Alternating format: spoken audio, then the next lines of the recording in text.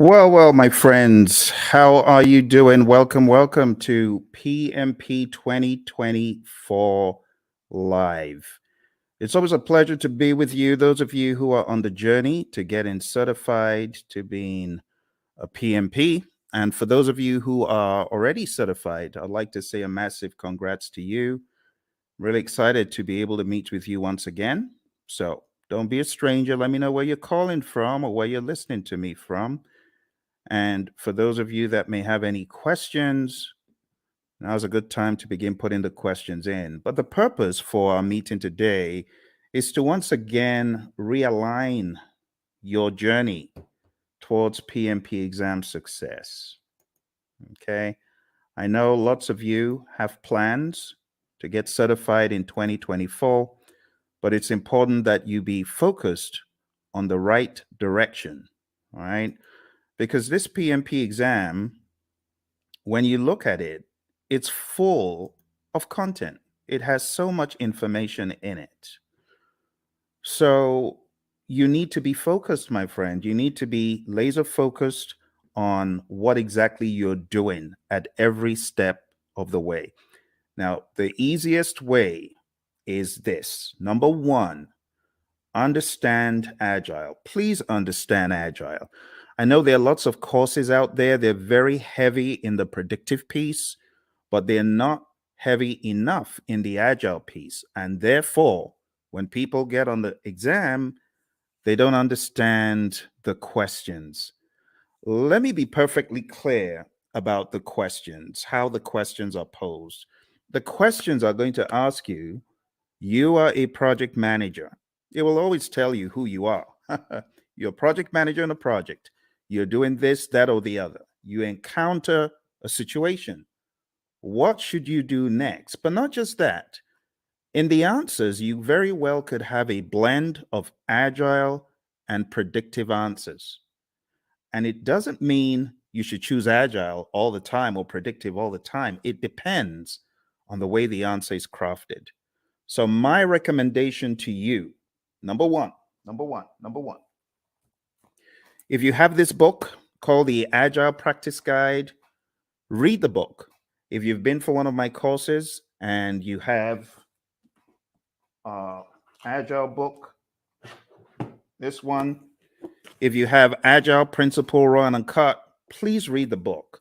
In fact, I mean, you can see the relative size, right? This is great. This goes deep. This brings you into the discussion like from a layman's perspective. So if I were you, you can get this on Amazon. You can get this everywhere books are sold, pretty much this as well. So I would recommend, if you are weak in Agile, beef up your Agile understanding to the point where you know pretty much where the question is going, right? You got to know from an Agile perspective the values, the philosophies, the thought processes, like just vanilla flavored values. Know your values really well, right? Just know through this work we've come to value individuals and interactions over processes and tools, working product over comprehensive documentation, customer collaboration over contract negotiation, responding to change over following a plan. And even though there's value in the items that we just kind of discredited, we value the items on the other side more. That's what you need to be thinking. Then you go over to the principles. Okay. So I'm going to walk you through a little bit of Agile tonight just to make sure you're on that wavelength. When I'm done with Agile, I'm going to tell you what next to do with Agile. And then I'm going to go into the predictive and then the hybrid. So this is probably going to take about an hour. We might be fortunate to get done quicker, but I want us to jump straight into the discussion because there's a lot for me to show you in this world of PMP. And this first piece is a slice from my course that I call Agile for Practitioners. My buddy Roy and I put this together, and it has helped PMPs across the world ace their PMP exam. So I'm just going to give you a quick little slice of Agile for Practitioners tonight. Let's jump straight into a few little introductions. So that's me. That's your buddy Phil. And I got certified in 2005. And since I got certified, I've been helping people across the world come from an engineering background. I'm one of those who escaped, who ran away and went into a different world of project management, trained many organizations, as you can see on the screen, many government entities, and so on. But let's jump straight into why agile. Why agile? I like this quote from Leon Megginson. It says, "It is not the strongest of the species that survives, nor the most intelligent, but the one most adaptable to change." It's all about adaptability, my friend, isn't it? You might recall on page 14 of the Agile Practice Guide, the Stacy model.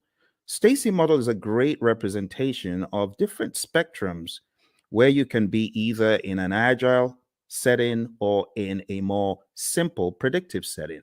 The summary is you don't have to be agile in practice every single project. For example, you don't have to use Scrum on every single project. You don't have to use Kanban on every single project. Imagine a nuclear plant shutdown. You can't do that saying, we're going to do everything entirely agile. Heaven forbid. You got to be predictive in some instances. And that's why we have the simple zone where we are close to agreement in the requirements and close to certainty as far as the technicality. So we've already gotten that out of the way, right? There's that understanding. Now, taking it up a notch, to help you with your philosophies, the idea is in the world of project management, which of these is most important every time? If I asked you to select three things, just three things that you feel are mega important every time, what would they be? Would you choose time? I'm curious. Why don't you chat into me and say, "Hey Phil, this is what I think. This is what I think is most important on projects all the time." You want to try that? Go for it. Go for it. Go for it. Tell me, what do you think is hyper important? Three things if you're going to choose three out of these. Any ideas? Is it schedule? Is it budget? Is it scope? Is it customer needs? Is it quality requirements? Or is it team satisfaction? Which three? Chat into me. I'm waiting for you, my friends. I'm waiting. I'm waiting. Come on, you're project managers, right? So you already know the answer to this, hopefully. Which would you choose? Which would you choose?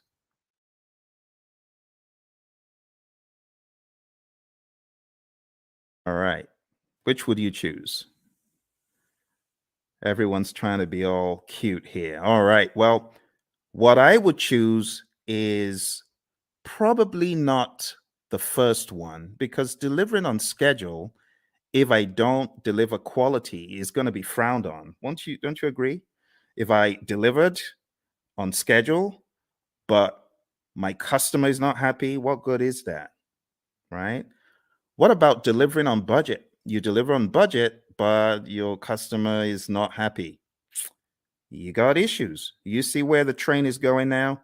So, in order to answer this question, you need to ask, what about the customer? That needs to be actually one of the first things, but it's not the first thing that you think about. You know, the very first thing you should think about? The very first thing you should think about is the restaurant analogy. Have you ever been to a restaurant and you made the mistake of being mean to the waiter and they're going back there and you're wondering, oh my goodness, I shouldn't have done that. Who knows what they're going to do to my food? Has that thought ever crossed your mind? Well, it's the same thing when it comes to the world of project management. Because if you are not satisfying your team members, the likelihood is your customer may not be satisfied because the team may not put in their best. But if your team is satisfied, and I'm not talking salary now, I'm just talking being mindful and being empathetic and ensuring that the team has what they need. You know, the Agile Manifesto talks about giving the team the environment and support they need. When you do that, you're likely to have the team meeting quality requirements, delivering on budget, schedule, scope, and the customer is likely to be satisfied. All that good stuff. Okay, so the best answer to this, I don't know if you noticed, this said all plan scope. So you don't have that mindset of, oh, we have to deliver everything. In the world of Agile, no, that's not our mindset. Our mindset is we got to deliver value. It doesn't have to be all the scope. So I was looking for you to choose the bottom three. That's what I was looking for. Just the bottom three: customer, quality, and team. Now, moving on to the next part where we're going to go pretty quick. This is what I was talking about, right? The Agile Manifesto values, which I've already covered, and then the Agile Manifesto principles. I'll just summarize them. Number one, customer obsession. Number two, welcome changes, even late, for the customer's benefit. Number three, deliver working product frequently. We want this to be shorter than 2 months because things change rapidly. You want feedback, you want to put it back into production, you want customer engagement. If it's far beyond 2 weeks, your customer may be disengaged. Number four, business people and developers working together daily. Number five, building projects around motivated individuals. I mean, that's common sense. No one wants to build a project around a demotivated team, right? Number six, face-to-face conversation. Now, this is very debatable because today everyone's on Teams, everyone is on Zoom. So, when it comes to efficient and effective, we got to be careful in 2024. But for the sake of your exam, just go with number six as it's written. Number seven, working product, the primary measure of progress. In the world of Agile, we don't do all those percent completes and statuses, right? In this world, Agile processes promote sustainable development. I call number eight, don't kill the team.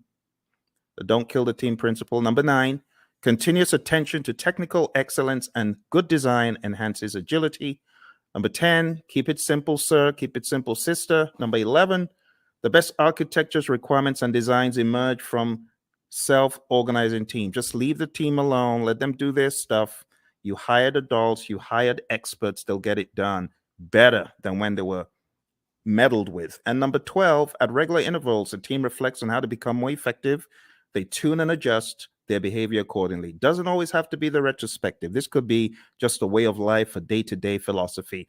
And that's the Agile Manifesto. You do really need to know this well before you exam, okay?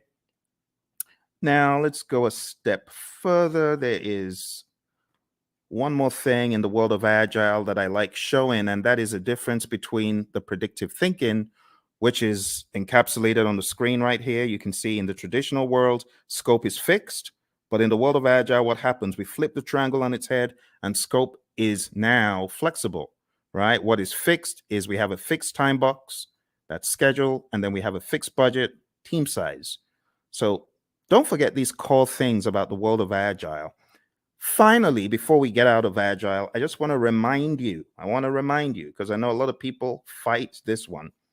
The most popular Agile framework is Scrum, okay? If you haven't read the Scrum Guide, you should. Go to scrumguides.org, download it, read it, right? Scrum is a lightweight, easy to understand model. It's based on 3 pillars of transparency, inspection, and adaptation.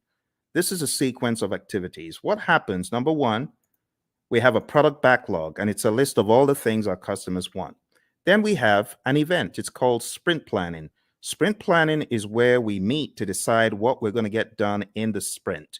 As a result of that meeting, we get a sprint backlog.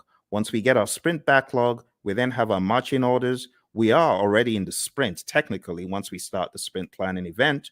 But the next event that happens is the daily scrum. The daily scrum is something that we do every 24 hours. Don't say, oh, we do a weekly daily scrum. No, that's not a daily scrum. It has to be daily.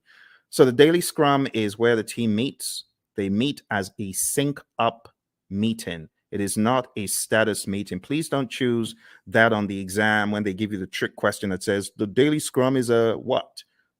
Don't choose status meeting. It's not a status meeting. It's a planning meeting. It's a sync up meeting. There's a difference. So it's not status. Don't think status. We could either answer the 3 questions, and with a mature team, you don't need to pass the mic around. They know what to talk about, right? But some teams prefer to not answer the three questions. They prefer to walk the board or just do some other configuration, right? Some very mature teams, they may not even walk the board or answer the three questions. But for the sake of your exam, understand that the three questions is pretty staple, and then the walking the board. It's talked about in the Agile Practice Guide, okay? Then the sprint, how long is a sprint? 4 weeks or less in the world of Scrum. In the middle of the Scrum, a lot of teams these days, and I really want to call your attention to a very subtle fact regarding your exam. I'm going to have to go to that book again. And it's a good book, actually. It's not a bad book. It's the Agile Practice Guide. So let's go to the Agile Practice Guide, okay? So looking at the Agile Practice Guide, I want to point out to you that there are a number of things the PMI accentuates on page 50 forward. Okay, so you do need to read PMI's account, because in the Scrum Guide, you don't have any talk about the event called backlog refinement. In fact, in the Scrum Guide, it's looked at as everyday life for the product owner. But in the Agile Practice Guide, it is called out specifically on page 52 in the Agile Practice Guide. And it just reads, in iteration-based Agile, the product owner often works with a team to prepare some stories for the upcoming iteration during one or more sessions in the middle of the iteration, okay? So this account is about two paragraphs, but you don't find this in the Scrum Guide. You should pay attention to backlog refinement. You should pay attention to PMI's account of Agile, PMI's account of all things that are on the exam, okay? So even though backlog refinement in this image, I've graded because it's optional, you should, as a PMP candidate, be aware that PMI has 2 full paragraphs.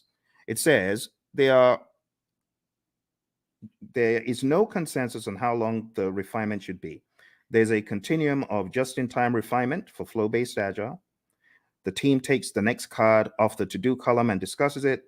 And then it says many iteration-based Agile teams use the time-boxed 1-hour discussion midway through a 2-week iteration. And that's exactly what I'm depicting on the screen. This is midway through the iteration. The team takes some time out.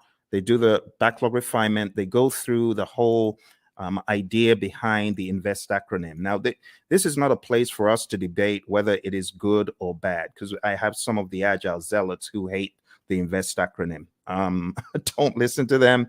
What do I mean by the INVEST acronym? Independent, negotiable, valuable or vertical, estimable, small enough to fit within a sprint, and testable. You want to make sure that your backlog items are indeed ready. Okay, like I said, various schools of thought are against the INVEST acronym. But when we talk about the refinement, when we talk about the definition of ready, it is important you understand and have some sort of guardrail framework to help you. So this helps achieve definition of ready. Okay. If the story fails to meet one of these criteria, the team may want to reword it or even consider a rewrite. So this is the INVEST acronym. When we say a story is ready, it means ready for us to work on. And in your backlog refinement sessions, you want to work on getting your stories to a definition of ready. Okay, it's just that simple. When you get certified, you can, join the debate about whether backlog refinement should be done with the INVEST acronym, whether definition of ready is good or bad. I'm not here for all that, right? But just know for your exam, it's in the Agile Practice Guide. All right, moving on. We have the sprint review event, and this is where the customer, could be the end user involved as well, the stakeholders. This is where there is a review of what was created, the increment, right? And just be aware that the sprint review event is not a gate before you can release value, right? You can release value all through the sprint. It doesn't have to be one time. And in fact, you could get to the end of a sprint and you may not have a featured enough item, so you may not actually release. That's why we call it a potentially shippable increment.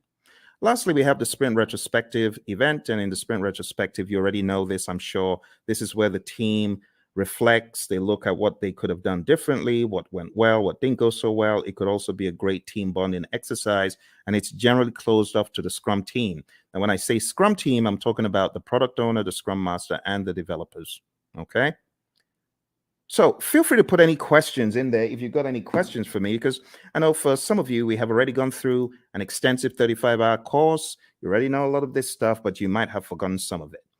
For your exam, you got to understand the roles really well. The product owner role, I highly advise you to dig into PMI's Agile Practice Guide and understand their perspective of what this role does. I also advise you to look into the Scrum Guide to get a better idea of the product owner's role. I call the product owner the Chief Value Officer. Also understand what the Scrum Master does. The Scrum Master is a coach, not just a coach for the immediate team, but also a coach for the entire organization. This is someone who should be a champion in my mind for Agile and someone who should be making change on a grander scale. When you get into the nitty-gritty of your exam, you do need to know the 5 events. So the sprint, understand that in the world of Scrum, it's 4 weeks or less. Understand what sprint planning is all about. As I said, one of the things you should do before coming into sprint planning is you should have done some backlog refinement. So all your time isn't going on breaking down those huge monster epics or just realizing what exactly the customer was asking for all along. This is where the product owner needs to wear the hat of Chief Value Officer, understand what should have come next. And when you get into sprint planning, it's generally going to go a lot smoother. The daily scrum, as far as this is concerned, the 15 minutes is pretty standard. It's non-negotiable for your exam. Just know that 15 minutes is a time box. When it comes to backlog refinement, like I said, we want our stories or our requests to be sprint ready. Again, in industry, there's the debate of, well, stories aren't needed in Scrum. They're not in the Scrum Guide. Yes, but for your exam, understand what stories are. I have to say these things because the landscape of Agile is changing very rapidly. When it comes to the sprint review, it's showcasing working product to the stakeholders. It's important that we don't relegate it to just a mere demo, but we see this as a working meeting. We can use this meeting to discuss metrics, what was not done and why. Delivery team demos the working product. The customers may even test it out. Physical products. We have a client of ours who had this physical autonomous vehicle, and customers could get to actually test out such things in a demo. All right. And then the retrospective, like I said, it should be a safe space. You want to understand what worked well, what didn't work well, and you could have some items that you take back to put into the product backlog for the next sprint so that you can improve on those items. But this is not mandatory. It used to be, but it's not mandatory anymore. Okay, a few quick memory joggers. A list of some of the long list of requirements, only those to be done in a sprint. Okay, I'm going to move very quickly. So these are just joggers for your memory, right? Since it says some, it is not talking about the all-encompassing product backlog. This is just talking about the sprint backlog. What about this one? The product backlog is prioritized and owned by whom? Okay, I've already given you the answer to this earlier on. So this is talking about the Chief Value Officer, aka product owner. All right, how about this one? The first event of a sprint is what? Okay, if you were listening in the beginning, you would have gotten that it's the sprint planning event. All right, let's go to the next one. The average length of a sprint used in most firms. If you use the world of Agile philosophies in your firm, you probably know the answer to this one. All right, so the best answer to this, my friends, is not the 1 month. I said 4 weeks or less, but in industry, the sweet spot is 2 weeks. All right, let's move on to the next one. The end result of the sprint is known as what? What do you call the end result of the sprint? All right, so I've abbreviated it because I really want you to think. I really want you to be on your toes thinking about, okay, what are we talking about here? So here we're actually talking about the increment. Now, you can eliminate 1, but you're left with 3. It's definitely not the Project Management Institute. So the best answer that I would have expected you to choose is potentially shippable increment, PSI. Majorly because it may not be featured enough. All right, so PSI is the answer to that one. Okay, PSI. Okay. Next one, a daily scrum is what? What is a daily scrum? Is a daily scrum a planning meeting, a status meeting, a phase gate, or resolution meeting? Hey, Lawan. Lawan, good to see you. Lawan is one of our PMP gurus. She's already certified. And Lawan's got some other certificates, haven't you, Lawan? So very nice to see you. Nice surprise. What are you working on now that you're a PMP? Tell me what you're working on. I'd love to know. All right. So the daily scrum, Lawan said it's A, and she's correct. It's a planning meeting. We don't want to think of it as a status meeting. That will be an immediate zero. So don't do that. All right. Next one, priming the backlog and preparing it for the next sprint through discussions and reprioritization actions is what?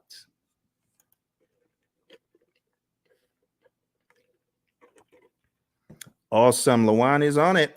She is on it. She hasn't forgotten it. Not missed a beat. Thank you, Lawan. The best answer to that is indeed what you chose. The answer is backlog refinement. And backlog refinement, we talk about it as being not mandatory as far as an event, but in the Agile Practice Guide, we see it there front and center. All right. The potentially shippable increment should be shown to the customer in a demonstration. This is known as what?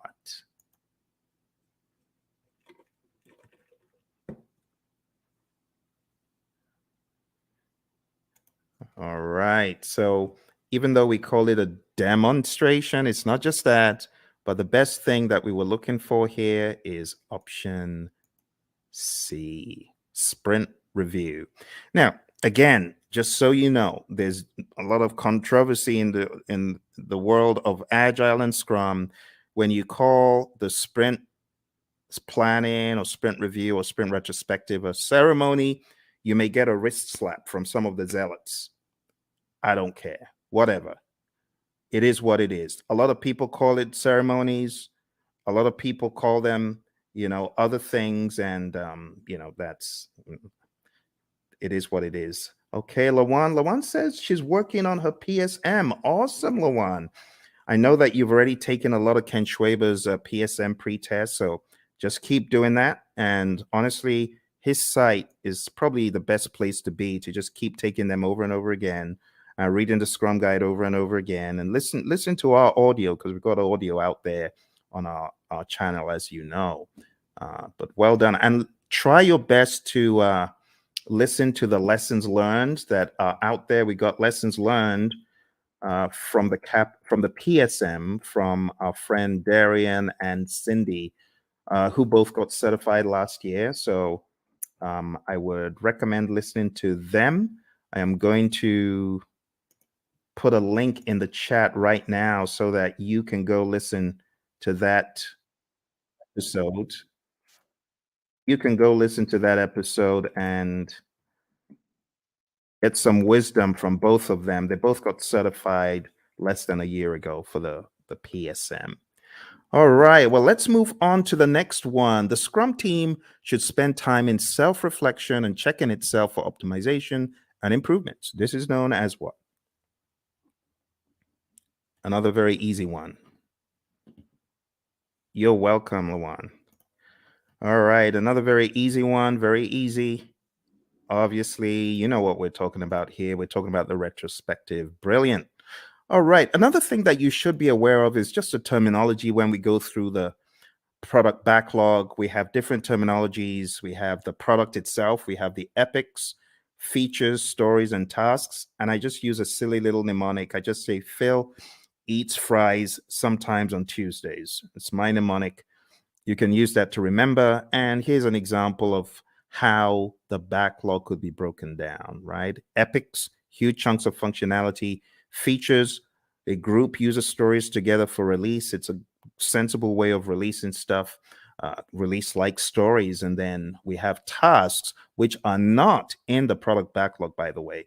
At best, these would be in your sprint backlog, but you have a lot of mature teams who don't even put that level of stuff into their backlogs.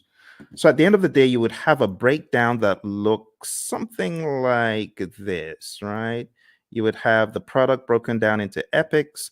Here's an example of PBIs for a website, and I will zoom in so you can see the intricacies here. So it looks very much like a work breakdown structure, but don't get it twisted. It's not a work breakdown structure.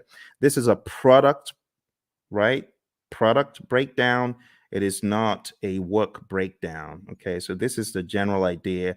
epics, feature stories. You can see we have the core website functionality broken down into the UI, and then that broken down progressively into more levels of detail until we get to a task level. Okay, and then here you can see the UX, content and user experience broken down into smaller pieces as well. Those would be at the feature level, and these story level, ultimately the task level. And we don't want to make this a religious thing you do in the world of Agile. It's not. It's just logic on how you break down your backlog, right? So your product backlog, you have big boulders, big chunks. Here's the general idea. When you're working on your product backlog, it's like an iceberg, right? You got this big old iceberg at the bottom. You got to break the iceberg into smaller pieces. And those smaller pieces, that's what floats up to the top. And that's what gets done. If the product owner, of course, is thinking properly, that's what should happen first. Okay. The next big difference that I want to point out is the difference between the definition of ready, which we talked about earlier. Go listen to it if you didn't. And then the definition of done. Definition of done is an agreed upon set of items that must be completed before an increment is considered complete. Do not mix this up with the acceptance criteria at the back of the card. The acceptance criteria, of course, could be one of the items that we are looking to be complete, looking to have met the requirements. But at the end of the day, the definition of done is not just one thing, it's a number of things. And it's on a case by case basis, depending on your industry and depending on your unique situation. But just remember that the definition of ready and the definition of done are different things. What drives Agile is a concept of value delivery. So you want to make sure you're delivering value to your client. Value should be the number one thing. Another thing that we joke about in our class is the concept of food, because we know people love food. But imagine if you went to a five-star restaurant and you wanted the dessert and someone said, no, you can't have the dessert. You got to eat the greens. Well, as an adult, you can appreciate that. But what if you were a kid? You wouldn't. In the same token, our customers, they have things that are near and dear to them, like dessert. And we say, give them the value they want first. Don't withhold the value from them because they won't be happy if you withhold the value from them. If you gave them the value, then they understand you get them, right? You totally get them. So how do you order the backlog? The different ways of ordering the backlog, but one of the philosophies is to understand the concept of doing the big, hairy, audacious things first, right? The high risk, but high value. So always think, what is high risk? What is there a high risk and a high value on in this project? If there's a probability that you won't get a high value item done, that could be bad. So what should you do? This is just basic project management common sense. Do the riskiest stuff first. And if you do the riskiest stuff first, there's a likelihood that you will at least get them done. If you don't do the risky stuff first and you do it last and then you don't get it done and the time box is over or the number of iterations you promised is over, that's no good.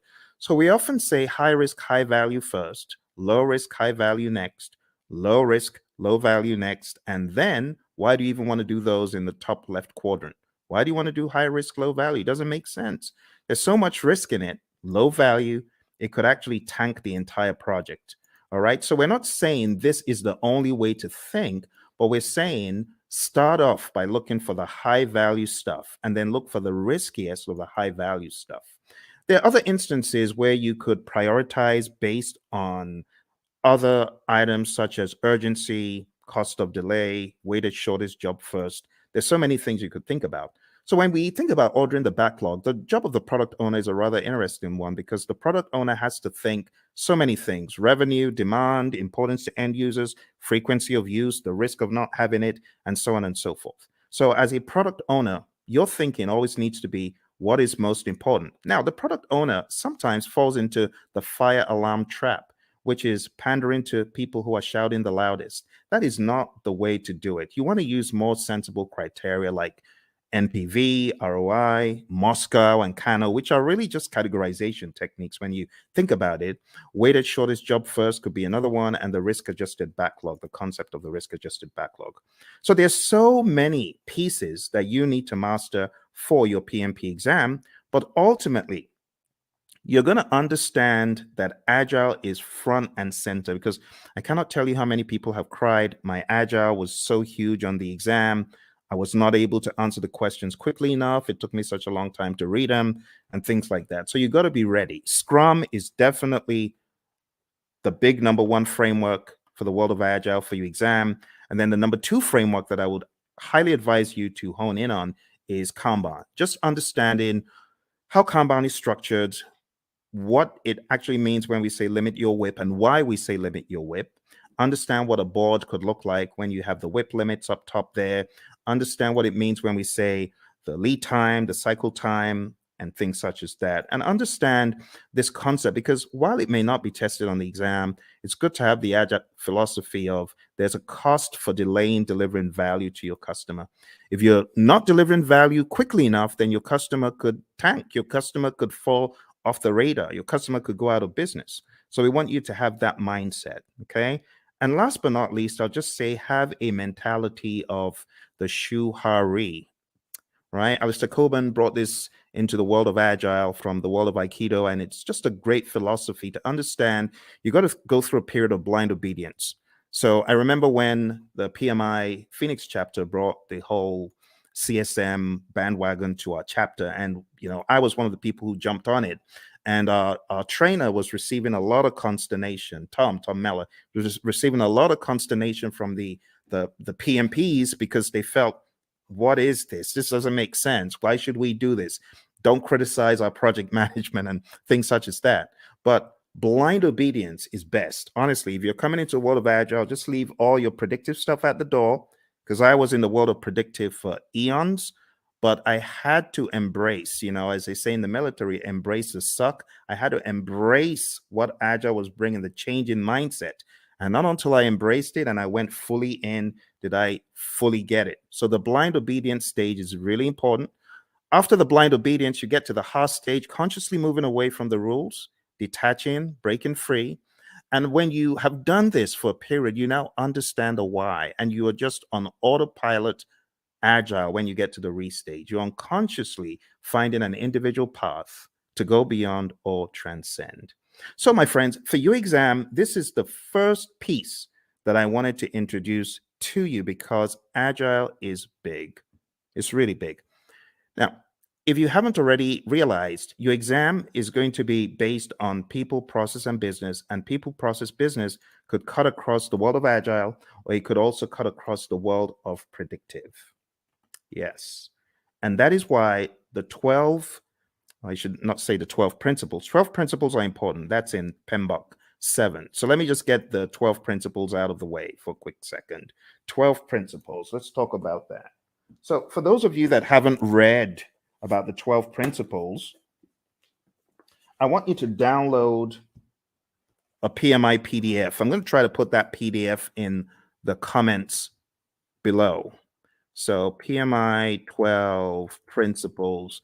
I'm going to share a very, very helpful PDF because it could help you. Like if your exam is tomorrow, you obviously aren't going to have time to read this book, even though it's not as big as the 6th edition, but it's still a significant effort. But maybe, just maybe you could go through the 12 principles in this PDF. So let me show you what is in this PDF. And this will be a very quick run through because the philosophies are quite important. Okay, so let me share this with you.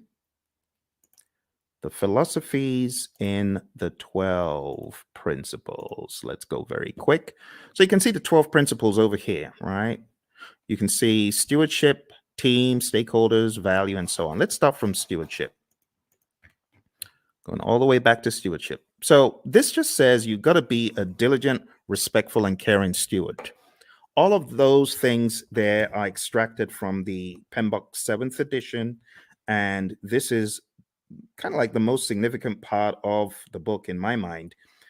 So if you open up the PMBOK Guide 7th edition and you go to page 24, okay, I want to make it very clear, very clear. Okay, here, this is it. This is it. I know it looks looks transparent, but this is it. PMBOK 7th edition. So if you go to PMBOK Guide 7th edition and you go to page 24, it says, be a diligent, respectful, and caring steward. And that's what you see here, stewardship. Stewardship includes integrity, care, trustworthiness, and compliance. And the summary is this: act responsibly to carry out activities with integrity, care, and trustworthiness while maintaining compliance. And that's it. Let's go to the second one. Number 2, team. So if you follow me to the next one, page 28, it just says project teams are made of individuals who wield diverse skills. And the summary is create a collaborative project team environment. That's the summary. All right. Next, we go to stakeholders. And the principle about stakeholders is one of collaboration. It just says effectively engage with stakeholders. Number 4, value. I've already talked about value today, and this just espouses that same idea. Focus on value. If it's not valuable, don't do it. Continually evaluate and adjust project alignment to business objectives and intended benefits and value. Systems thinking. Always see the big picture. It says recognize, evaluate, and respond to system interactions. That's that one. Going over to leadership. Leadership is all about being bold, taking those leadership decisions, making them, it says, demonstrate and adapt leadership behaviors to support individual and team needs. So here, I would say definitely know the Hersey-Blanchard model, the 5 stages of team development, things like McGregor's theory, Herzberg, Vroom, McClelland, all those, you should have an idea about those. But understand that leadership is all about influence. There's a difference between leadership and authority. You got to know that, okay? Even in the power interest grid versus the influence impact grid, there's a difference between power, authority, and influence leadership, okay? You got to remember that. So demonstrate leadership behaviors. Moving on to tailoring. Tailoring, it says, tailor based on context. The summary is you cannot throw the entire PMBOK guide or guides or process group or practice guide at every single project. All right, next one is quality. It says build quality into processes and deliverables. You got to think quality. It says maintain a focus on quality that produces deliverables that meet project objectives and align to the needs, uses, and acceptance requirements set forth by relevant stakeholders. Let's move on to complexity. Complexity, it says navigate complexity. The best way to navigate complexity is to understand the dimensions in it. The dimensions, human behavior, system behavior, uncertainty itself, and ambiguity, and technological innovation. There's a difference between these two. So let me go over these on page 51 very quick for you. Ambiguity is a state of being unclear. It says of not knowing what to expect or how to comprehend a situation. Then it says uncertainty is a lack of understanding and awareness of issues, events, paths to follow, or solutions. The summary is this. PMI is saying complexity is a characteristic of a project, and you as a project manager, you need to know how to manage it. How do you manage complexity? Let me take you back in time to the Stacy complexity model, remember? Now, how did we say we would work on complexity? We're going to break things down into smaller pieces, do things in iteration. Sounds like agile, right? Because that's what we're talking about. All right, number 10, optimize risk responses. It says continually evaluate exposure to risks, both opportunities and threats, to maximize positive impacts and minimize negative impacts to the project and its outcomes. Number 11, embrace adaptability and resiliency. It says build adaptability and resiliency into the organizations and the project team's approaches. It says most projects encounter challenges or obstacles at some stage. The combined attributes of adaptability and resiliency in the project team's approach to a project help the project accommodate impacts and thrive. Adaptability refers to the ability to respond to changing conditions. Resiliency consists of 2 components: the ability to absorb impacts and the ability to recover quickly from setback or failure. Last but not least, we have number 12, one of my favorites, and this says enable change to achieve the envisioned future state.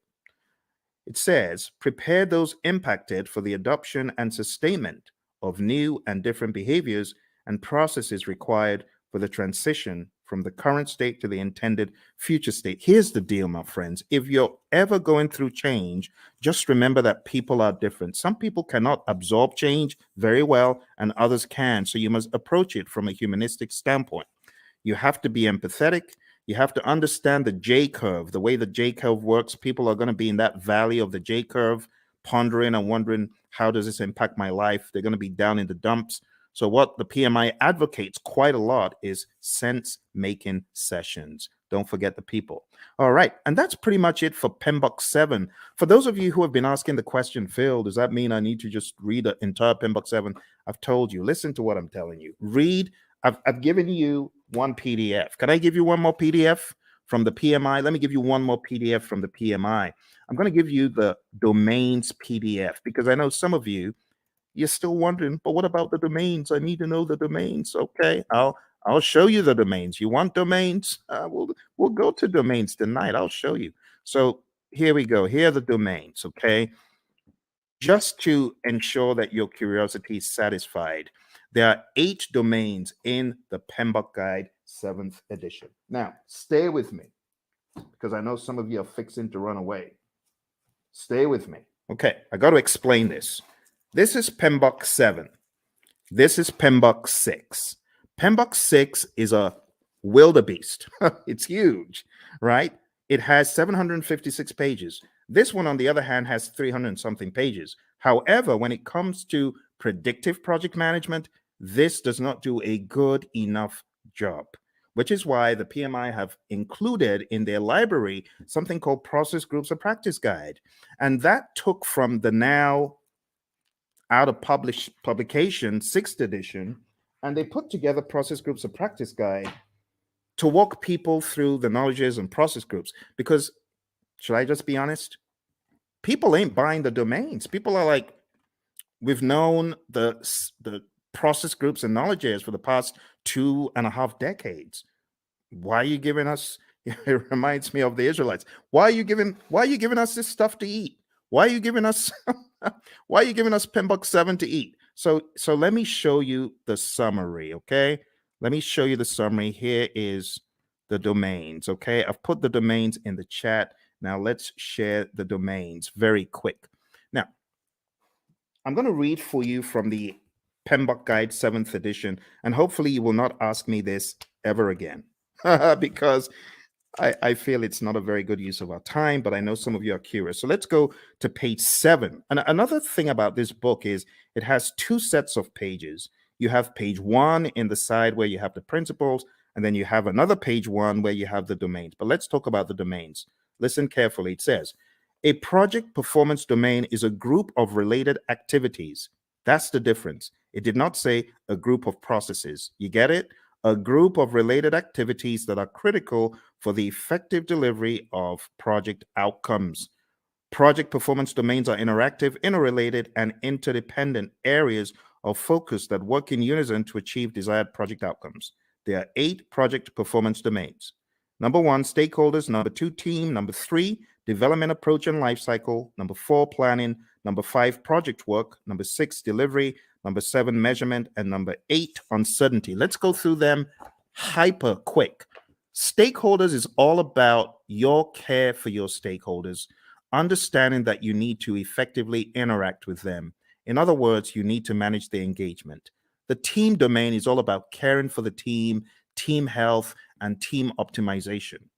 Development approach and life cycle is all about selecting the right development approach. Is it going to be agile? Is it going to be predictive? Is it going to be incremental? Is it going to be agile? And then going down into the smaller silos, is it going to be Scrum? Is it going to be Kanban? Is it going to be TDD? Is it going to be ATDD that we use here, right? And so on and so forth. Planning is all about planning the project. It's that simple. Project work, as it says here, addresses activities and functions associated with establishing project processes, managing physical resources, and fostering a learning environment. Watch this.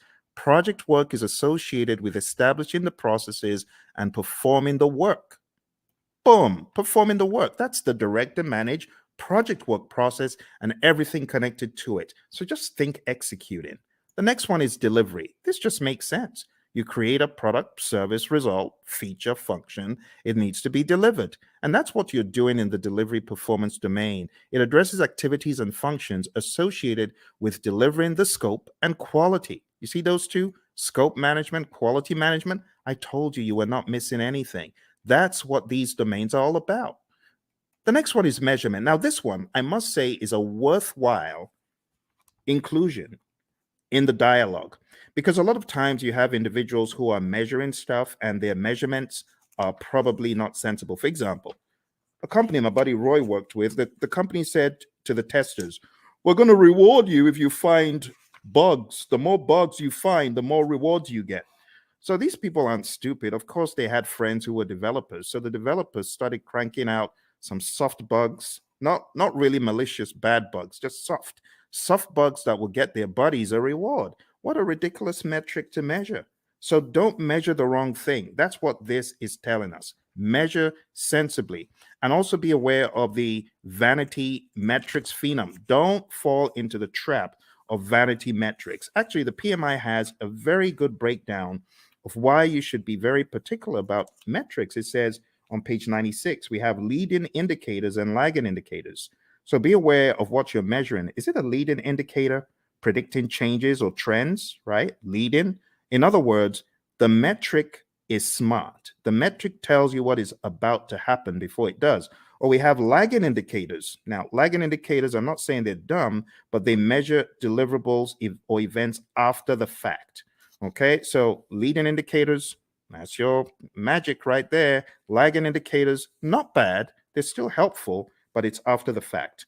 And it says what to measure. You got all sorts of things on page 98, which is a good breakdown of what to measure. We go into the concept of baselines, business value, net promoter score, mood chart. I would highly advise at least understand some of the basic metrics in project management just in case they come up on your exam.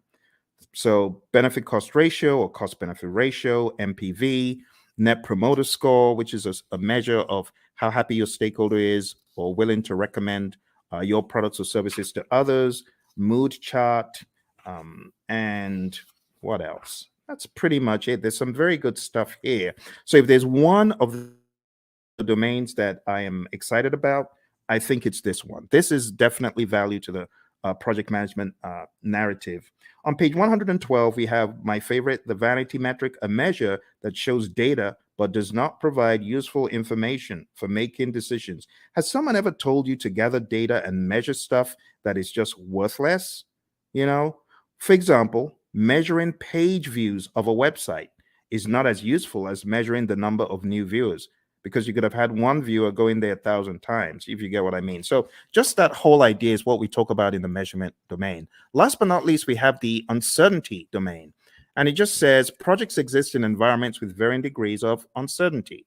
In that vein, the project manager needs to have a plan, a mousetrap for how to measure the usual suspects. There are 5 of them: uncertainty, a lack of understanding and awareness of issues; ambiguity, a state of being unclear; complexity, a characteristic of a program or project or its environment that is difficult to manage due to human behavior, system behavior, and ambiguity; volatility; and then risk. And honestly, that's it. That's it for your 8 domains. We don't really have to go any further. It would be a waste of time. Now, if you have any questions, I would love to answer your questions. We're going to be hitting about an hour very soon. But before we jump off the call today, there's one more thing that will be in order. And what I want to do next is just talk about the world, deeper world, the deeper world of project management by going into, it's the grid. The grid, everyone's like, oh my goodness, not that again. This grid is very important, my friends. It's important for your project management journey. I know a lot of people are not very keen on it, but trust me, you need this. You really need this. You really need this thing I'm about to show you.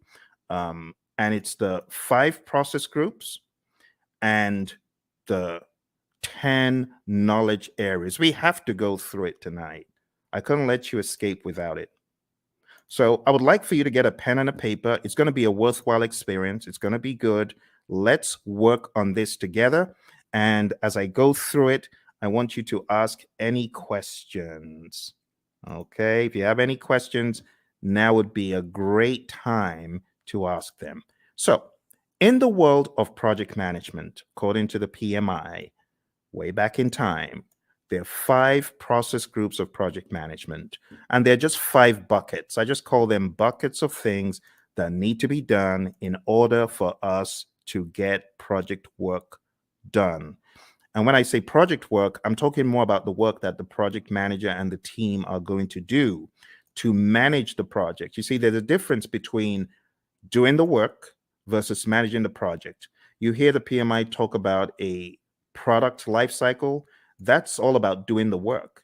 But then there's talk about a project management life cycle, which is really code for the process groups. So if you're taking this exam, what is going to help it become easy for you? I heard this again from one of our latest PMPs. Shout out to Lily, who got certified about 4 days ago. She said the same thing. This will help your exam. Highly recommend that you watch this over and over again and you work with me. I am going to be typing in all of the process names and I'm going to be explaining them to you. All right. So, why don't we get started with the first area of knowledge? Because we got I prefer extra money in cash at the top, or I prefer eating mangoes chilled. And then we've got I saw six chipmunks quietly roasting coffee, reading poetry stories. Or I saw six Cubans quietly rolling cigars, really puffing smoke. You choose whatever one you want. As long as you remember the 10 areas of knowledge, I'm good.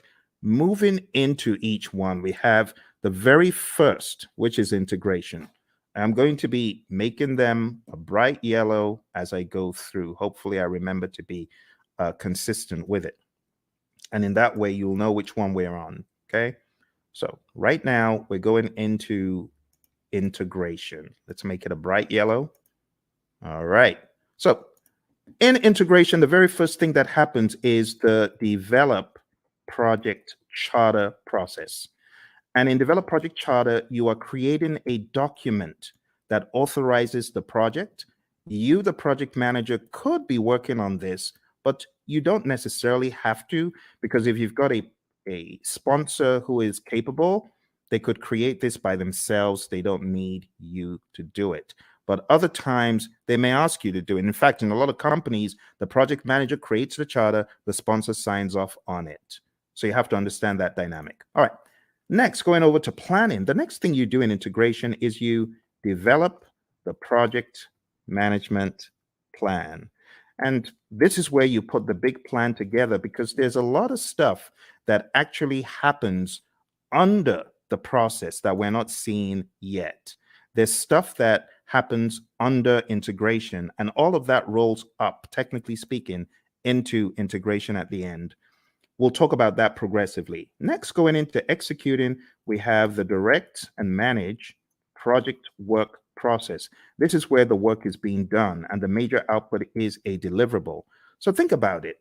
Everything that you're doing in project management, whether you're making a chicken sandwich or whether you're working on software or code or whatever, you will have the time when you need to uh, do the work. And direct and manage project work is where the project manager is helping by directing and managing what needs to be done. Okay. From direct to manage project work, in addition to deliverables, we get something called the issue log, and we also get work performance data, which is just like you as a project manager, you are observing what is happening on the project. You're observing how many widgets have defects. You might be observing which employees are unable to come in for work. We call that work performance data. The other thing that happens here in executing and integration is manage project knowledge. Okay, and then moving over to monitoring and controlling, we have a process called monitor and control project work. And this is where we are creating reports. We call them work performance reports. And the reports help understand the status of the project and so on. And the other thing that happens here is called perform integrated change control. And this is where you are reviewing the change requests that come in. The change control board is also involved. So you would review the change request as it comes in. If the change request is not in formal writing, you are encouraged to put it in formal writing. And then you review it, you do an impact analysis, and then you send that information to the change control board, and they can review the change request and decide whether it's going to be done or not. And then in closing, we have the close project or phase, process, close project or phase. And this is where you close out either a phase in the project or the project as a whole. Now, what I want to do right now is just comb through them in a little bit more depth. All right. We get a project charter from here, develop project charter over here. From develop project management plan, we get our project management plan. From direct to manage project work, we get our deliverables. From manage project knowledge, this is where we do our lessons learned. We get a lessons learned register. From monitor and control project work, we get our work performance reports. From perform integrated change control, we get our approved change requests. Remember, we could also say the change log is technically an output from here. But remember, your exam is not based on all these inputs, outputs, and stuff. They just help you understand the flow. It is important for you to understand the flow, my friends. And then we have close project or phase. So closing out the project or a phase in the project. This is where we have a final product, service, or result transition as an output. We also have a final report as an output. Okay. Now, these are not just random words that I made up. These are indeed things in the PMBOK Guide 6th edition and things that are helpful for you to know as you traverse the landscape of project management as you prepare for your exam. Okay. All right. I hope that makes sense. Do send in any questions if you have questions. So that's the first knowledge area. Now, everything that happens under integration, you got to look at it like this. Look at it like this. All this stuff under rolls up. All the stuff under rolls up, technically speaking. Now here, I know we only have one process here, but technically speaking, what you have in identifying the stakeholders, you want to make sure the stakeholders buy into the charter. All the stuff you have here in planning is going to add up to your project management plan. All the stuff you do in executing is pretty much governed, talking about governance from an integrative standpoint. Everything you do in monitoring and controlling is governed up here because all you're checking to see if you're going according to plan in all the knowledge areas is governed at a higher level in monitor and control project work. And close project or phase, it just has that. Okay. And that's the general high level idea. Now we're going to be going crazily quick. So I'm going to put the responsibility in your court to tell me to slow down or stop because I'm just going to go pedal to metal from here. Okay. All right. So draw along, follow along. It will be a good exercise. Going into planning, we have plan, scope, management as a process where we decide how to manage scope. Then we have collect requirements, where we are collecting all the requirements, functional requirements, business requirements, and so on. Then we have the define scope process, where we create the project scope statement, which has all the inclusions, exclusions, detailed deliverable description, and so on. Then we have create WBS, which is where we create the work breakdown structure. Then we jump across to the monitoring and controlling process group. And here we have two things. We have validate scope. This is where your customer checks the product, service, or result. And then we have control scope. And this is where you, as a great project manager, you're controlling the scope, making sure people aren't adding extras. Okay, good. Let's move into schedule management. In schedule management, the first thing that we have here is plan schedule management. Plan schedule management is where you create a plan for how to develop and manage the schedule. Then we have define activities, where we list out the activities that need to be done. Sequence activities, where we put the activities in order of occurrence. And estimate activity durations, where we decide how long each activity will take. And then we have developed schedule, which takes everything into account. And voila, we have our final schedule, right? We also from here have our schedule baseline. Just to make sure you understand the difference, There's a difference between having a project schedule, which is a living, breathing schedule that you update just sensibly as a project manager, versus the schedule baseline, which is a particular version of the schedule etched in stone. So there is a difference between the schedule baseline and the project schedule, and it helps to know that. Last but not least, on the other end of the spectrum, we have control schedule, and this is where we ensure that our schedule is going according to plan. Okay? Be sure to ask any questions. If you have questions, I will be moving a lot quicker from here. Going into scope, we have three things we do. Three things in planning and one in the monitoring and controlling section. Here we plan cost management, and that's where we plan how to manage cost. Then we estimate costs. We estimate the cost for each line item, each task. Then we have determine budget. And this is where we roll all the task costs to a final total amount. And then lastly, here we have control costs. And this is where earned value lives. Now, when I say where earned value lives, this is where we use the earned value metrics. The earned value metrics could help us see trends where we're likely to end up, or previous performance across schedule and cost and even scope. Just remember for your exam, you need to remember SPI, CPI, CV, and SV. You need to remember that they all start with EV. They all start with earned value, right? That's an easy way of remembering. If it's a variance, what do? You subtract. If it's an index, what do? You divide. So that's another quick tip. And then if it's schedule, then if it's schedule performance index, plan value is the other thing. If it's schedule variance, plan value is the other variable. If it's cost related, actual cost is the other variable for cost performance index and cost variance. Okay, so let's zoom into that for the sake of those who may have forgotten. The big thing for your exam is really knowing what does SPI mean if it's 0.4, or what does CPI mean if it's 0.4. Anything less than 1 is bad for the indices, right? Greater than 1 means you're doing better than projected. Anything less than 1 is bad. Equal to 0 means you're equal to 1, I beg your pardon, for the indices means you're right on target.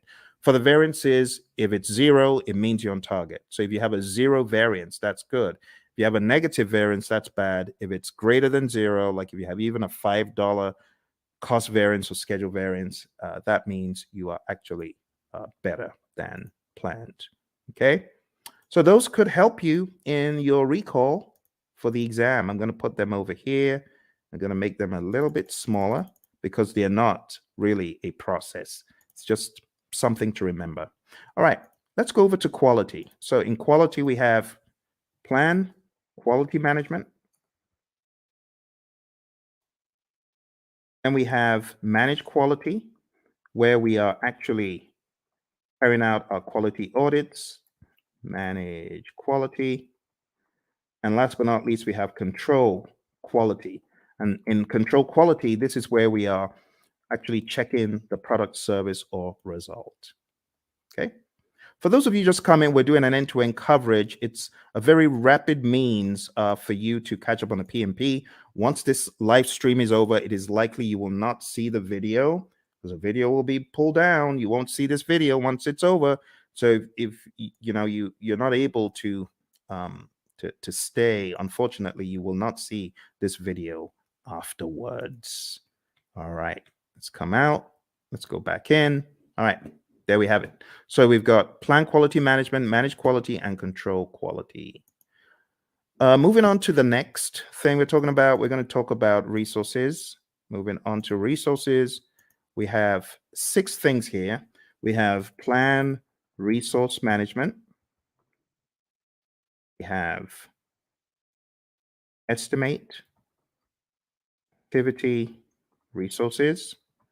And those two happen in planning. In executing, as far as resources concerned, we have acquire resources, we have develop team, and then we have manage team. And what are the differences?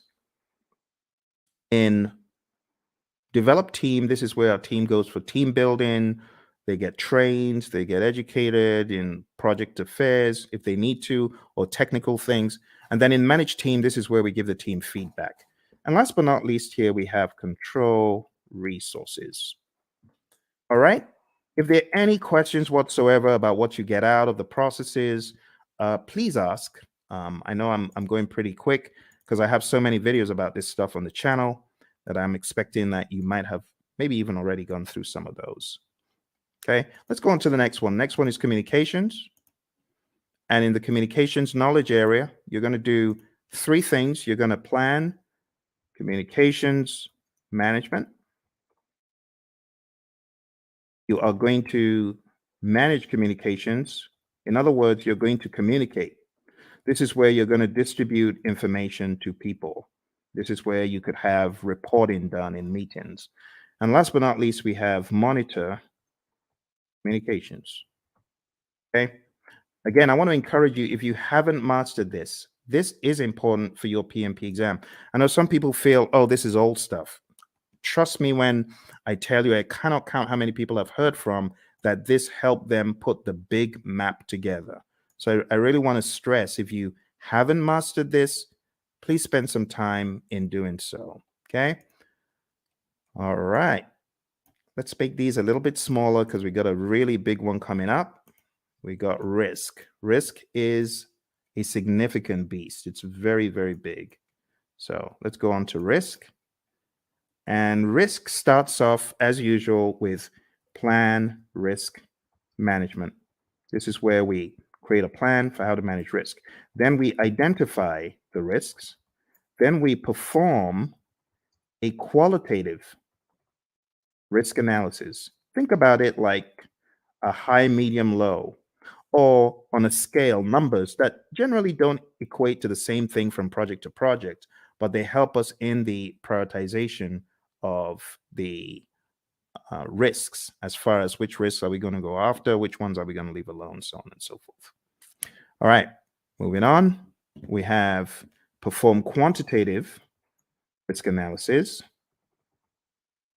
And this is where we analyze the risks from a numeric standpoint that is also dollar related or something quantitative like weeks. You could analyze from a schedule perspective, how many weeks, how many days, and that's an absolute. That is not qualitative. Or how much money is going to be the result of this risk as far as contingencies are concerned. This is where you're getting really into some hardcore amounts. The next thing that happens is called plan risk responses. And then we jump across to executing, and then we implement those responses. Okay. And last but not least, we have monitor risks. Now, when it comes to plan risk responses, again, I'll take some time out to talk about the A team, not Mr. T and the A team, but avoid, transfer, escalate, accept, and mitigate. Okay. So these five are your approaches for negative risk or threats. We also have another five for positive risk or opportunities. And I'm just going to put them here sneakily. I know it shouldn't be there, but I'm going to put them there because I want to share them with you. I call it EASEE, easy, right? Easy. It just stands for exploit, accept, share, escalate, and enhance. You got to know these really well. Look on the channel because I have videos. Avoid. Let me just blow this up a little bit so that you can see it a little clearer. Okay, let's blow that up. Okay, so avoid, and feel free to take screenshots. That's fine if you want to take screenshots, right? So avoid is avoiding the risk altogether, 100%. The risk doesn't happen or it doesn't impact at all. Transfer is transferring to a third party. Escalating is elevating the risk to either your boss because it's beyond your power or your authority, or you could escalate because it's affecting other parts of the organization. Accept is doing nothing. We have passive and active accept, and mitigate is reducing the probability or impact.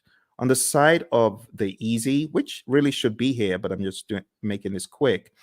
The easy is for the positive risk. So you could exploit a risk that's 100%. That positive risk is going to happen, right? That's what we mean by exploit. 100% will happen. Accept is doing nothing. We have passive and active accept again. Sharing, again, same strategy as I said for transfer. You involve a third party. It could be a special purpose company. It could be a sister organization that you share the positive risk with. Escalate, again, escalating it to a higher power because it's beyond your project or because it's beyond your power. And then enhance is really just increasing the probability or the impact of the positive risk. All right, so that's risk, my friends. We are going pretty quick here, and we are going to be done before you know it. Let me go back and share the last pieces of information because we have just two more knowledge areas. Aren't you amazed at how quick that has gone? You know, in some courses, the entire 1 week is spent on that. They spent 5 days taking you through what I'm showing you in minutes. That's why you need to come to my course. Come to my course. I'll do a lot of time optimization for you. You want to join my course, go to hpmexam.com or go to tinyurl.com/elite PMP, or tinyurl.com/elite CAPM. I'm going to put those links in the chat because I know some of you are like, how do I join your program, Phil? Well, you just need to go to Elite PMP. You can start studying with me tonight, like right away. You can start studying with me right now, because if you sign up there, you'll be able to join immediately. It's on Udemy, and costs 24 hours a day. You just decide when you want to join. And if you're getting ready for the CAPM exam and you're wondering how to get certified, you can join me on the Elite CAPM program as well. I'm going to put that in the link. Do that. Put that in the chat. So go to Elite CAPM if you're keen on studying with me for the CAPM exam. And then if you want to be on my full-blown training for project managers, not only to get them PMP certified, but also to elevate them to the next level after PMP. In other words, showing you how to succeed. You can just jump into my program, which is called hpmexam.com PMP exam immersion. Let me put that in the chat as well for those of you who are curious, because I know some of you are feeling the training right now. You're like, my goodness, I just spent $2,000. I spent 10 times more. I got 10 times less in a different program. If that's you, I want you to smash that like button. Tell me if that's you. I want you to hit like. I want you to subscribe to the channel, and I actually need you to share it with your friends. Okay, that's what I need you to do. So if you want to study with me, do that. And if you're like, Phil, I ain't got a dime. I'm just trying to get by. Hey, that used to be me. That used to be me back in 05. I didn't have a dime. And that's why I've got you covered. I've got a free 30-hour program right here on YouTube. For those of you who are on YouTube, those of you who are on the other platforms, thank you for joining me from the other platforms. I see you. I see all of you across the platforms. So if that's you and you're like, Phil, I ain't got a dime, I got you covered. I'm going to put a link in the chat, and this is to my 30-hour free program, totally free. All you need to do is go on to pmp.pmradio.org, and I've got over 30 hours of free video. Free, totally free. No catch. The only thing I ask, though, if you really want to support the channel, because I know some of you you gained so much from the channel. Just go get the book, PMP Exam Immersion, right? The PMP Exam Immersion book, I'm going to show you tonight how to put everything together in context. And if you wanted to get this book, like download the book right away, you can. This book has the deep secrets to your PMP success because it puts everything together. It puts agile, predictive, hybrid, it weaves it all together. It's called PMP Exam Immersion, the book. So I know I have the course, but this is the book. And if you get the book on the link that I just shared, you'll actually be able to download a workbook. And the workbook has 100 of these crazy, what should a project manager do next kind of questions. So whatever the case, whether you can afford it or not, I got you covered. For those of you who say, Phil, I'm just, trying to survive here. That used to be me. So I got you covered. Don't worry. Just go to pm.pmradio.org, and you're gonna be extremely delighted when you see what I have in store for you guys and girls. Okay. So let's jump into the final piece of our journey today, which is going over the last two. I'm going to make the others very small, just so that everything can fit on the screen. Okay. Some of these processes, they occupy a lot of space. I might be able to make a few of them bigger, like quality is actually not that much. And if you haven't gone through this rites of passage, well, I'm glad you're going through it right now. This is a brilliant opportunity for you to see how the entire table comes together. All right, so procurement. What do we do in procurement? Number one, we plan procurement management. Plan procurement management is where we decide, are we going to buy or not? Are we going to make or are we going to buy? If you decide to buy, then we go through the procurement process, the philosophies, right? And we do the RFPs or the RFQs or the RFI, request for proposal RFP, request for quote RFQ, request for request for information RFI, IFN, invitation for negotiation. I'm talking so quick because I want to get done. I want to get done. It's a weekend. It's a weekend. You see, the labor of love, your buddy Phil is here for you to help you. Because once I hit the road again, it's going to be hard for me to do these. And I hit the road very shortly. All right, conduct procurements is where you take a look at all of the proposals that were sent in and you select one or two, you award a contract, and then control procurements. This is where you are checking to ensure that the vendor, the seller actually did what they promised. You want to make sure that they are delivering. You want to make sure that they are on time. You want to make sure, as one of my students said, hey, my client just showed up and we do interior for airplanes and they just showed up to do an audit. That's control procurement. You want to make sure that the seller is really upholding the quality.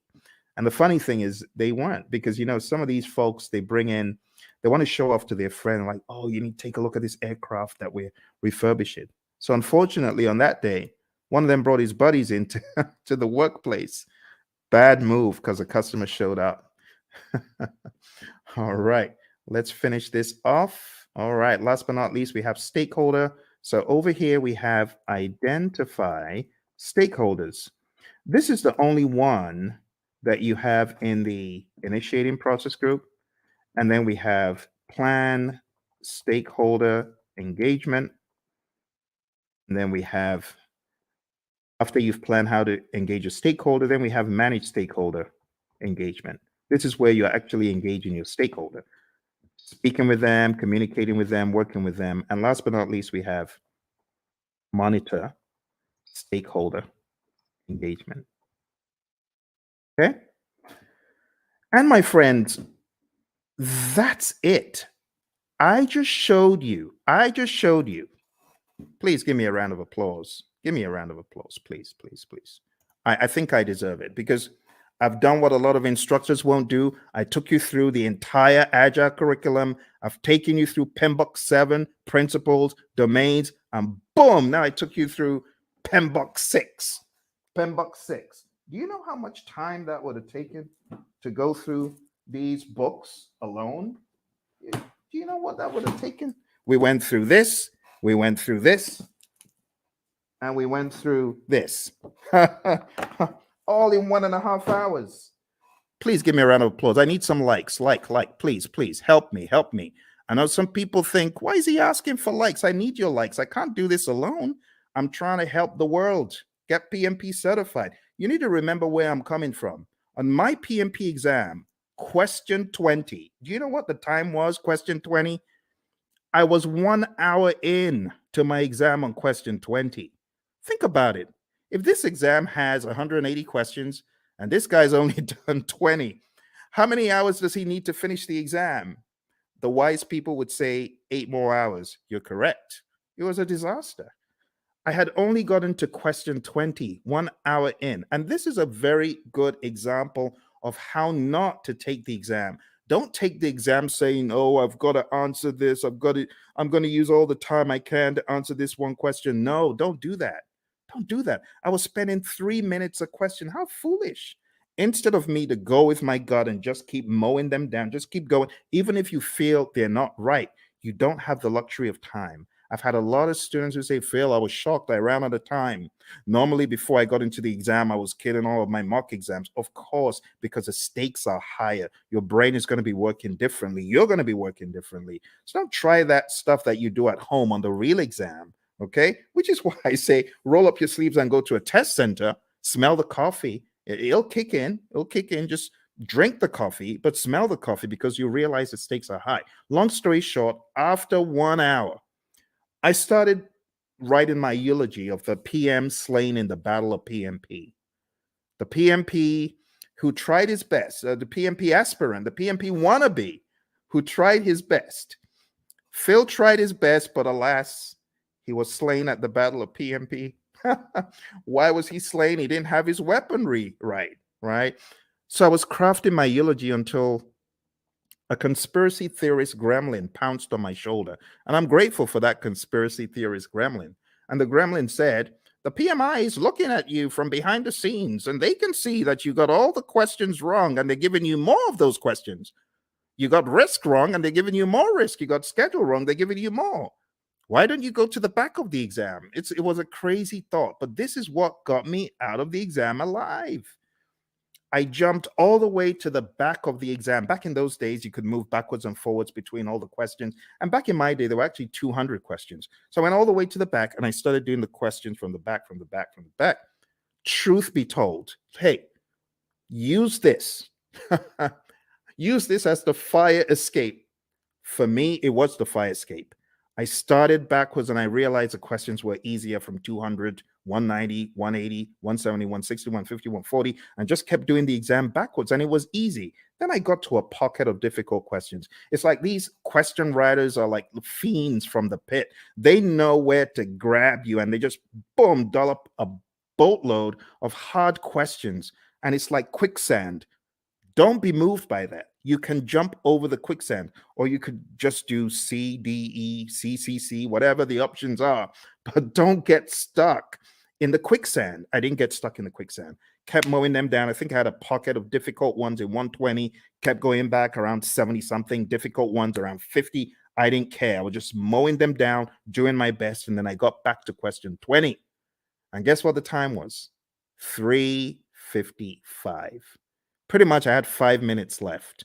And the question is, am I going to start changing stuff or am I just going to end the exam? Took a deep breath. Boom, end the exam. And then the screen goes blank. You've been selected for a survey. We would like to find out, did you enjoy your exam experience? Was it clean? Did you like the staff members? Oh my goodness.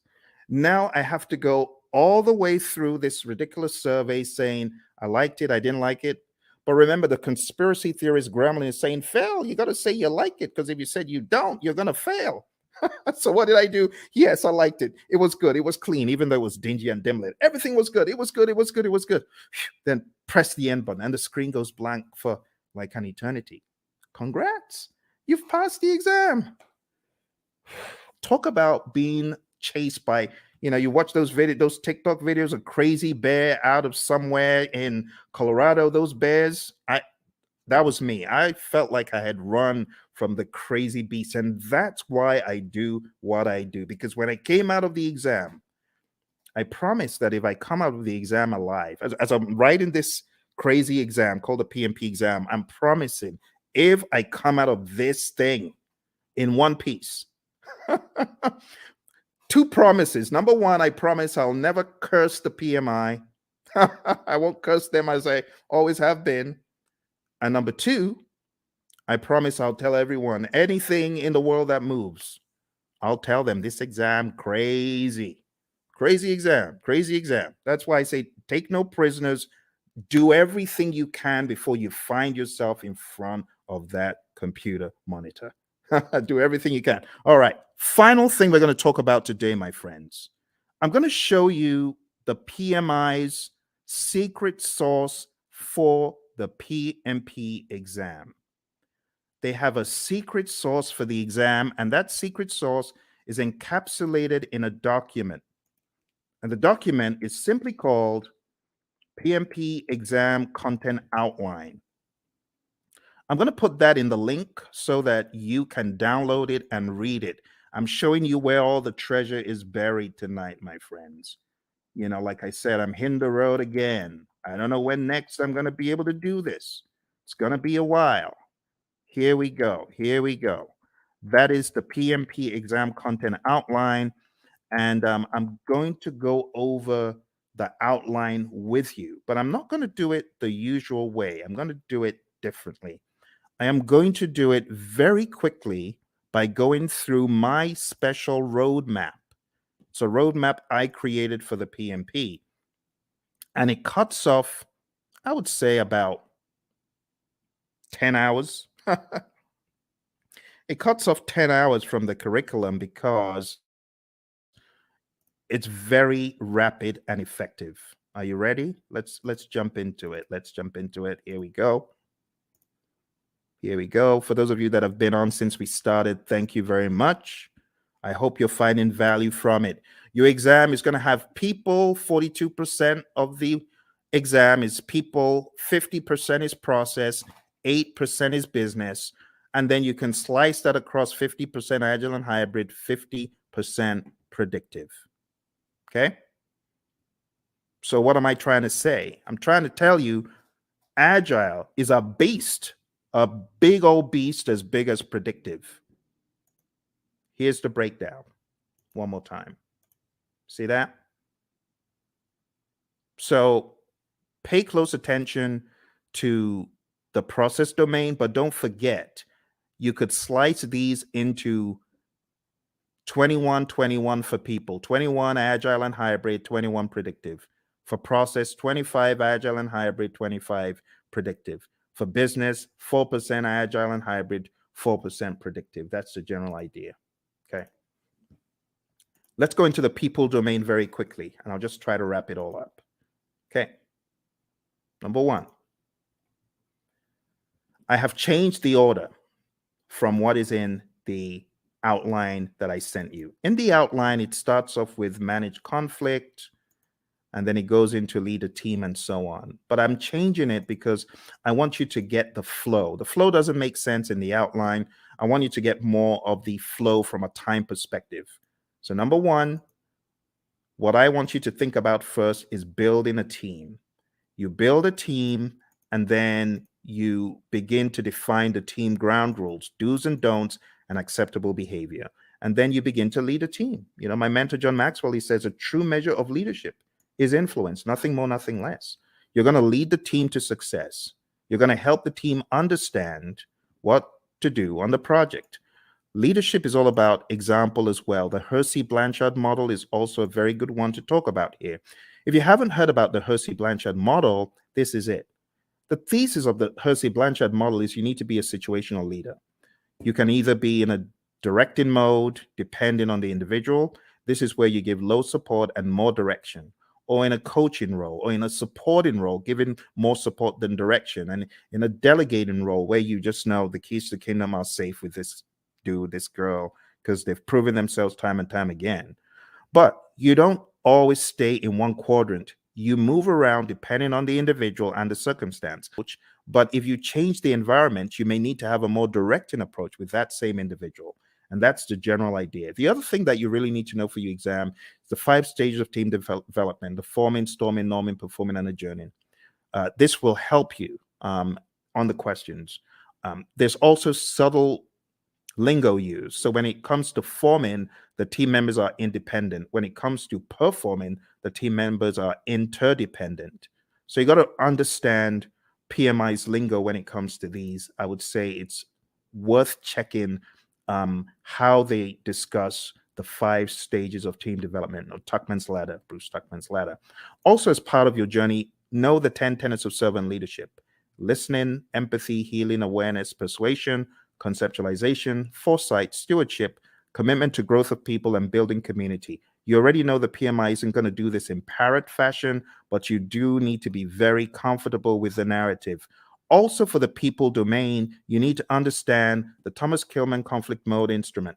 There's no image of this in the PMBOK guides, any publications from PMI, but you need to realize that you could be somewhere in the middle as far as your approach to conflict, or you could be very forceful to get your way, or you could be in a collaborate or problem solve mode, which means you're assertive about your needs and the other person's needs. You could be in the avoid or withdraw mode, or you could be in the accommodate or smooth mode. The accommodate or smooth means you're more focused on the person's needs than yours. Avoid or withdraw means you don't care about yours or the other person's needs. You just want to escape. And that's okay. But avoid or withdraw is not the end. You could be back. You could be back with some additional backup. It depends. Okay. So there they are again. The Thomas Kilmann conflict mode instrument, PMBOK 6, page 349. If you're in PMBOK 7, it's talked about differently. It's kind of wonky because it kind of went off something else instead of sticking to the Thomas Kilmann conflict mode instrument itself. This is what I would recommend, though, for your exam prep. Okay. So going back, we've talked about 6, 12, and 2. The other things you need to know for your exam: definitely understand how you as a leader should build shared understanding. Then we go to task 5, ensuring team members and stakeholders are adequately trained, which is a no-brainer. Number 13, mentoring relevant stakeholders. Whether you're the scrum master or the project manager, you should mentor. Empower team members and stakeholders. Manage conflict. This is where the whole conflict dialogue now comes in. Number 11, engage and support virtual teams. Understand the concept of the fishbowl window. Number 9, collaborating with stakeholders. Number 7, addressing and removing impediments, obstacles, and blockers. Number 3, supporting team performance through the application of emotional intelligence. Number 14, I beg your pardon, promoting team performance through the application of EI. And number 8, negotiating project agreements. Now, 3 and 14 are very close. Supporting team performance and promoting team performance, they're very similar. Supporting the team means you're there for them, you big them up in a meeting, you don't throw them under the bus. Promoting team performance through the application of EI is different. This means you are emotionally intelligent. Emotional intelligence means you're able to control your emotions, bridle your emotions, and you're also able to influence the emotions of others. And that's the people domain very succinctly. Okay. As easy as ABC. But don't forget, in the document I sent you, every one of these is broken down into smaller enablers. I would recommend going through the PDF that I put in the chat. That will help get you to excellence in this. Okay? Let's move on to the process domain. Before we get to the process domain, I really want to accentuate a couple of tools. Okay? The stakeholder power interest grid is big. Make sure you understand that before your exam. You could have the power interest grid, the influence impact grid, and other allotropes of it. And understand the planned stakeholder engagement process. This is where we have our stakeholder engagement assessment matrix. I call it the SEAM. This is where you have your current state of the stakeholder, and that is your desired state. They're currently unaware. You want them to be supportive. The question for your team then becomes, how do I get Bob from an unaware stakeholder to supportive? What are the actions that we need, right? And those are the actions that you got to discuss. So this is a great conversation piece for the real world as well, okay? In the task of collaborating with stakeholders, in which process do you build trust and gain support from stakeholders? What do you think? A, B, C, or D? All right. I'll go quick. So, the answer to this, my friends, is where you are communicating with the stakeholders and working with them. And therefore, the best answer is manage stakeholder engagement. You won't get questions like that on the exam because those are very prescriptive to process name, but still, you could get the process names expanded upon and camouflaged. So, you do need to know what you're doing in each process. Here's another one. On your Agile project, when facilitating a meeting with stakeholders, it is critical to do what? Is it hold the meeting in person? Is it develop and distribute an agenda prior to the meeting? Is it bring snacks? Or is it use technology to record the meeting so you can reference as needed? What do you think? Which one is more agile than the others? Which one makes sense? Okay. So which one is critical? Which one would the meeting sink if you didn't do it? Think about it. It's like a trick question. But you're not required to hold meetings in person in the world of Agile. You don't have to bring snacks and you don't have to record, but it would make sense. For example, if you're holding a retrospective, it would make sense for you to have an agenda and for you to share that. Okay. So this is an example of how, oh, looks a little bit difficult. Am I in the world of predictive? Or mine, it sounds a little bit predictive in the answers, but it says agile. So you got to be ready to face things like that. All right, let's move into the next domain, which is process. Okay. As usual, we have our roadmap, and these are the things we've just talked about. So I'll be very quick. Number one is actually task 13. So this is where you determine the appropriate methodology, the methods, the practices. Are we going to be agile, predictive, or something else? Then you got to establish a project governance structure for rules and regulations and how things work. And then number 9 is pretty much integration. You got to integrate project planning activities. Number 17 is plan and manage project or phase closure, pretty much close project or phase, which we've already looked at today. Number 8, plan and manage scope. Number 6, plan and manage schedule. Number 5, plan and manage budget and resources. So at a high level, number 8 is really scope management that we looked at. Number 6 is schedule management. And number 5 is budget and resources. I'm sorry, it's a little bit obscured because of the color on the screen. Number 7, plan and manage quality of products or deliverables. That's quality as a knowledge area. And all of these also double in the world of Agile. Don't forget. Number 3, assess and manage risks. We've taken a look at that. Number 12, procurement management, pretty much. Number 1, execute the project. Now we can execute the project. After you've done all that planning, now you execute with urgency to deliver business value. Number 16, ensure knowledge transfer for project continuity. Make sure that you're transferring the knowledge, because if that person leaves, what's going to happen? That needs to be your question. All right, manage project issues, have an issue log. Make sure you chase those impediments as vehemently as possible before they eat you alive. So we talk about impediments, obstacles, and blockers. So the question is, what is the difference between an impediment, an obstacle, or a blocker? And the answer is an impediment slows you down.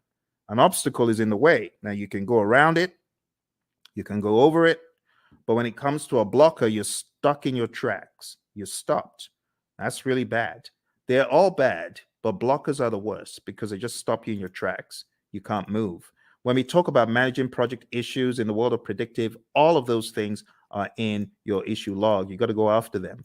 Manage project changes just means manage changes using your change management plan. Your configuration management plan must also be considered. This is manage project artifacts. 3 artifacts in Agile. Who remembers?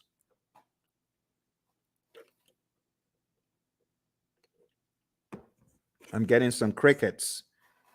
3 artifacts we talked about. Does anyone remember?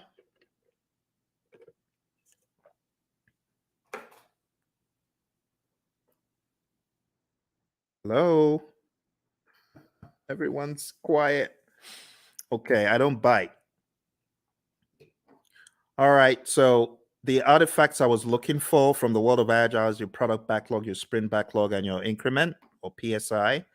In the world of predictive, I was expecting the baselines and the plans pretty much. They're possible artifacts. We could also say our burn charts are artifacts from the world of Agile and things such as that. There are other things we could include. All right, managed communications is the next one. Pretty much managed communications, the communication knowledge area, and then engage stakeholders pretty much the stakeholder management knowledge area that we've taken a look at. Okay.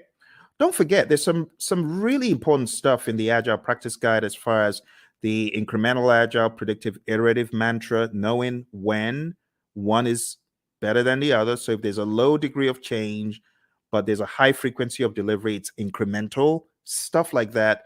This image is going to help you master.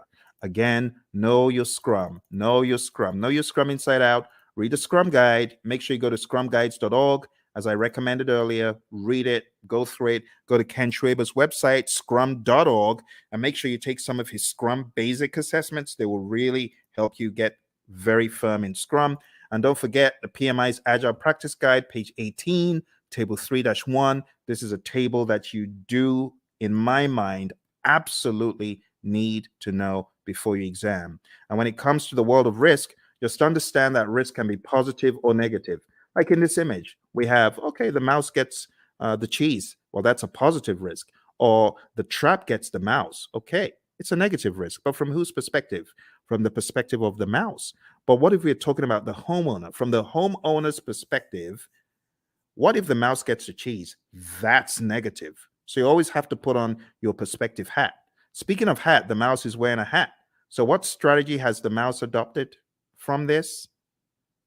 Well, the answer would be mitigate. The mouse is trying to mitigate. Okay. Let's move on to the final domain. The final domain in this narrative, my friends, is a business domain. And in the business domain, we have 4 tasks. Number 1, plan and manage project compliance. Make sure that you are complying. Do not comply, because not complying could be bad. We're going to hear from our buddy Roy very quickly here. He's going to share the agile perspective of compliance. Let's hear what Roy has to say. So Roy, is this a good word in agile space?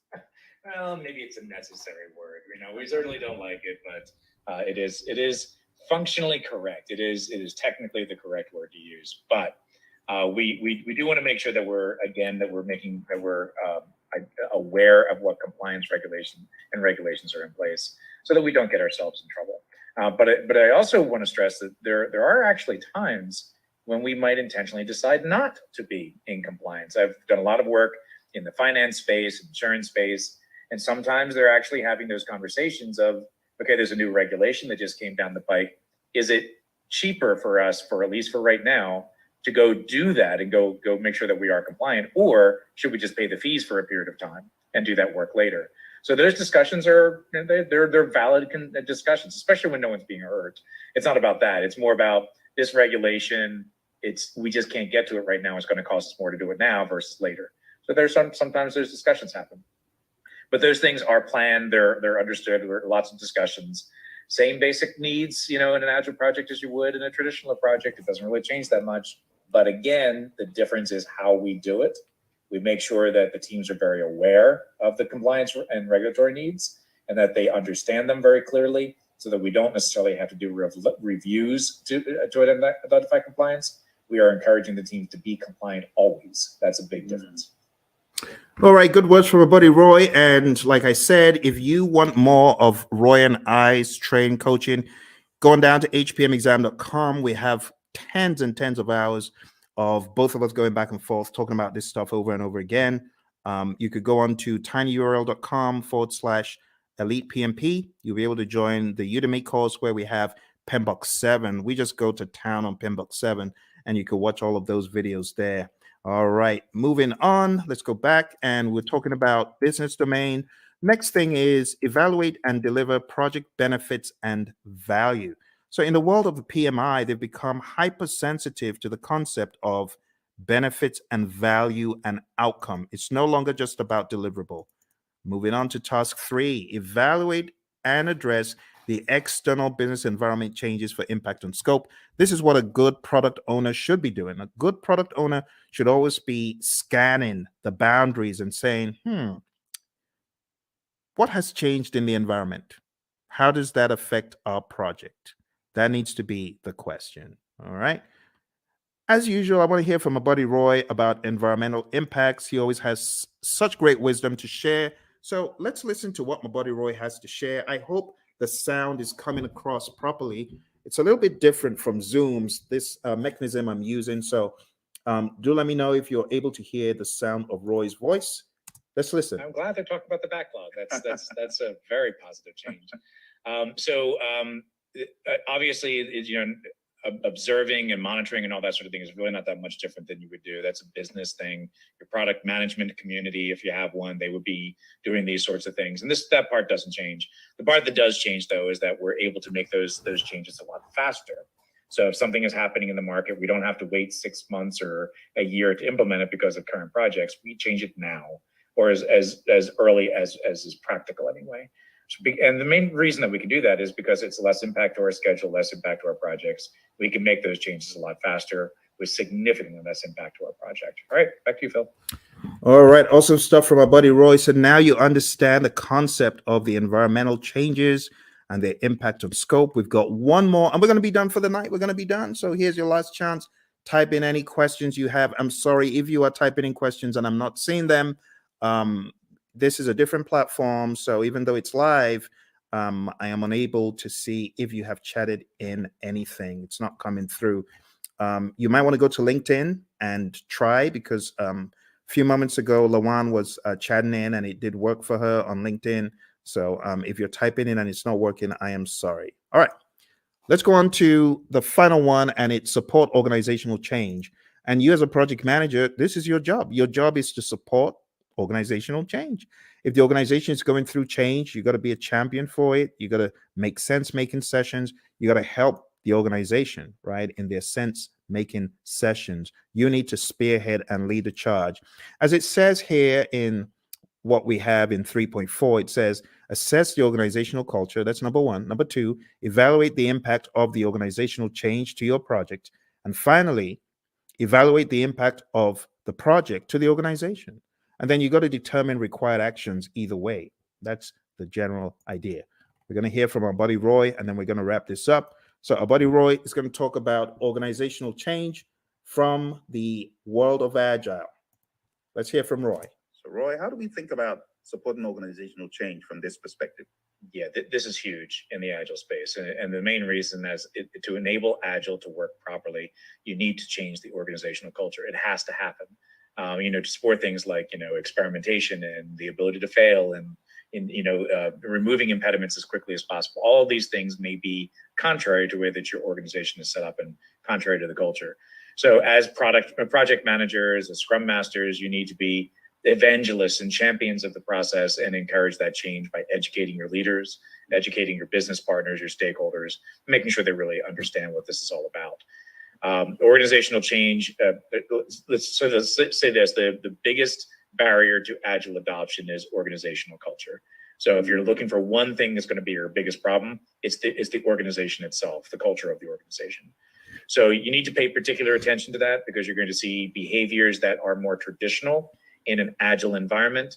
But in an Agile environment, those traditional behaviors don't work, right? If we're expecting to see things the same way, do things the same way, and just do Agile, you will fail. It will not go well for you. You may get some benefits, but eventually you're going to start seeing where the organization is going to get in the way, and you will start very quickly falling back into traditional approaches because this Agile thing doesn't work here, right? And it's not that Agile can't work there, it's that your organization is just not changing to allow it to happen. All right, Phil, back to you. Awesome stuff as always from my buddy Roy, my Agile coach. Thank you, Roy. And with that, my friends, we are done. Or are we? There's one little piece left that I like to throw in at the end, just to help you see how far we have come. Because when I tell you we've climbed 1,000 mountains, you better believe it. We've climbed so many mountains that you won't even believe. When you see the roadmap of everything we've done tonight, you won't believe how much we've done. We've done a boatload of stuff. We've done so much stuff. It could actually be a little bit mind-boggling to you. So what I like to do at this point, I like to show like a roadmap of all the intricacies of the PMP exam. So let me just go over them one by one. First of all, we've talked about the world of predictive. We've talked about the world of agile. We've talked about the people, process, and business domains. We've talked about Scrum. We've talked about Kanban. We've talked about the Agile Manifesto, talked about the Agile Manifesto values and principles. And then I've shown you PMBOK 7. I've shown you PMBOK 6. I've shown you the 12 principles and the 8 domains. Wow. My goodness. Okay, let's put it all into perspective. I'm going to show you one more image to bring it home. This is going to be the coup de grace. It's going to help you see everything in one place. Okay. But are you ready? I hope you are. This is going to go pretty deep. Let's take a look. I call this the PMP mind map. PMP mind map. And this mind map encapsulates the entire journey. I think at the end of it, you'll probably appreciate all the work you have been doing, actually. All the work you've been doing to succeed on your PMP, you're going to see it come to light here. All right. Here we go.